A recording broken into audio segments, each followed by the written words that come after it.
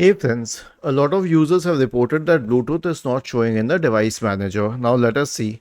Search for device manager in the Windows search bar and open the device manager.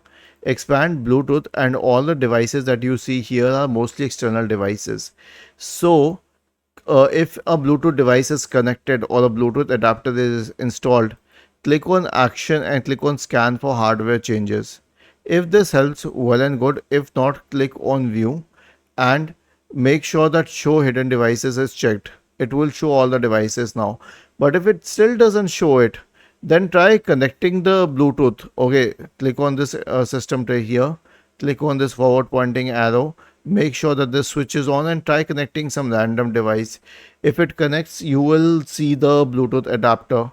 And if it doesn't show, then again just search for device manager, open it, and then click on action and scan for hardware changes.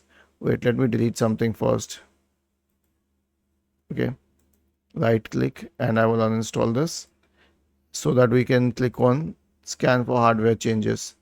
Okay, and now it will fix everything. Was this helpful?